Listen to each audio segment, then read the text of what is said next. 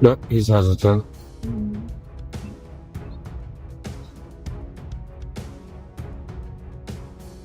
Hurry up! Let him know! Hurry up!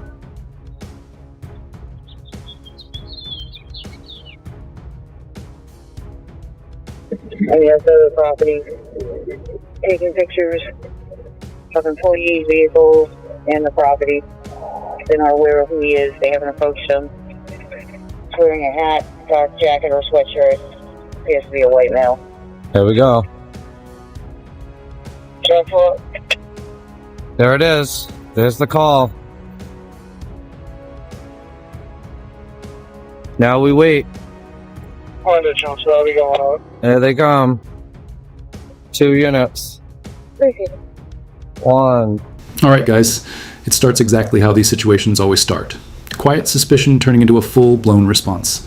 A man taking pictures instantly gets labeled as a potential threat. Dispatch is called, descriptions are given, and within seconds the narrative is already being shaped. No crime, no violation, just discomfort. And that's the dangerous part. Because once discomfort gets treated like illegality, everything changes. Officers are already on the way before any real interaction even happens. This isn't about safety anymore, it's about assumption. And right here, early on, you can already feel the direction this is heading. The stage is set, the call is made, and now it's just a waiting game before authority steps in and tries to take control of a situation that legally never needed control. Saw you in the entrance. It's an exit. Now you're blocking the exit. Hey, you know that's an exit, right? It's an exit only. Yeah, you probably shouldn't. You probably shouldn't be on the exit. Don't worry about me. Yeah, I'm worried about you. How Yeah, you doing today? I'm all right. What's your name and badge number? Yeah, I don't like your f***ing attitude already. It's okay. All right. I don't like your attitude already. You already parked like a oh, dude. So see the way that you're interacting with Yeah. me? That brings my attitude. Oh, So, it does? Yeah. Oh, You your know that attitude. because you do this all the time. I do? Yeah. You don't even know who I am. Anyway, so Anyway, what's your name, bad? badge number? I can't say it with the... How do you spell that? How do you say that? There. Zaire. Do you have a badge number? Right here. 112. I like that badge. Yeah, It's nice. Yeah. Thank you. Yeah. All right, so I'm going to assume you don't want to produce any ID? What do you think? Do I have to? No, you don't have to. All right, I so know- why I would know you the ask? laws, Thanks. Why would you ask? Because you can? Because I can. Because you can. Exactly. Yeah. Because people, See, I have- people, right, like me, know our fucking rights. Right, but I have the same rights as you. So if I No, right now you don't. If I No, want to yours ask are your very limited. ID number, Yeah. your ID. Yeah. Your license, Yeah. I can. Yeah. Okay. You said no. Yeah. Good. All right. Bye. Stop blocking the entrance like an asshole. I'll park there if I want. Yeah, I know you will. And I'll do what I want.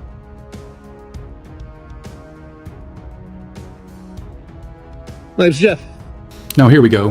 The first confrontation hits, and it escalates immediately. An officer rolls in, blocks an exit, and starts issuing directives like he owns the space. The tone? Aggressive from the jump. But the citizen doesn't match that energy. He stays calm, calculated. He asks for a name, a badge number, basic accountability. And that's where things start cracking. The officer pushes for ID, even admits it's not required. That right there is the moment, because it exposes the tactic. Ask anyway, hope for compliance.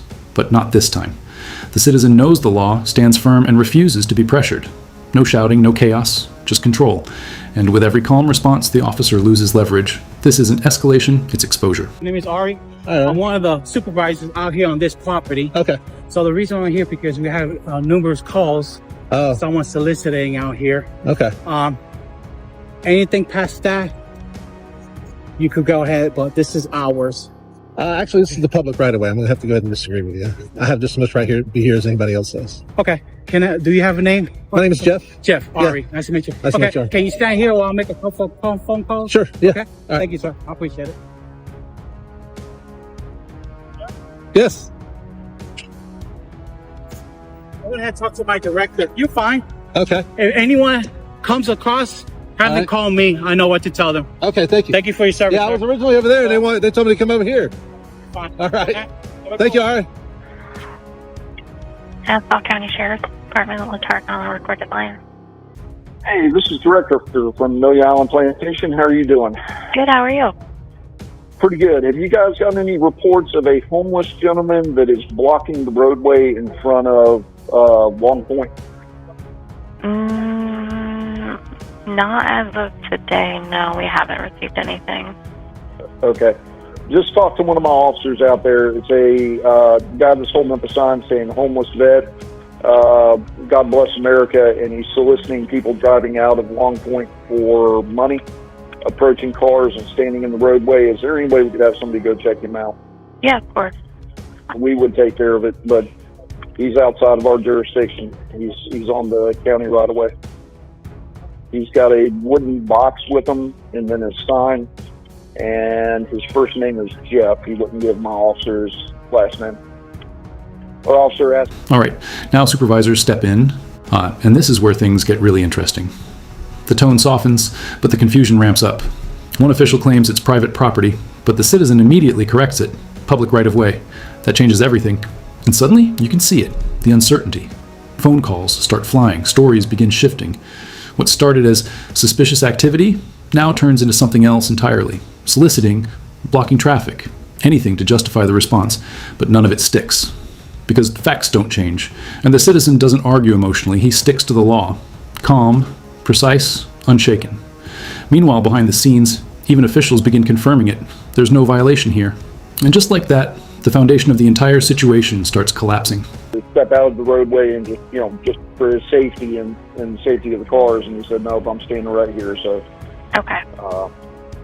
But no video camera as far as we can tell, and no weapons as far as we know.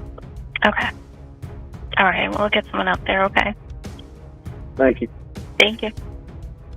Bye. What's up? I'm trying to tell you, you have to go somewhere else next. Why's that? Okay, so listen, hey, our private property choice. Yes, sir. You get it moving. I just got here. Get back in your sweet ass cruiser and get out of here. How do you say your name? Why is that? Because you've made contact with me and you're a law enforcement officer. Shouldn't you have introduced yourself when you first made contact with me and said, tell me to get out of here? Tell me why I don't know. Because you got no business here. Why don't I? You don't have any legitimate business here. Why don't I? Well, maybe you do. You can hang out with me if you want. But I'm not going anywhere. You've already screwed up multiple times. You already said I'm on private property, which I'm not.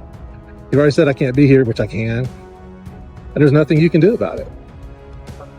So have a nice day. That's why I'm just saying. Hey, keep it at that. Keep it at that. Yeah, just get back in cruise and have a nice day. Okay. God bless you. Now we hit the breaking point. An officer comes back in, louder, more direct. You need to leave. No explanation, no legal basis, just commands. And this is where the entire situation gets exposed. Because when asked why, there's no answer, just repetition. You've got no business here. But here's the reality. Public space doesn't require a reason. And once that truth is laid out, the officer has nowhere to go. Every claim gets corrected in real time. Private property? Wrong. No right to be there? Wrong again. And now the tone shifts. The authority fades. Because without law behind it, it's just noise. The citizen stays composed, calls it out step by step, and the officer starts backing off. Hey, do me a favor. Yes,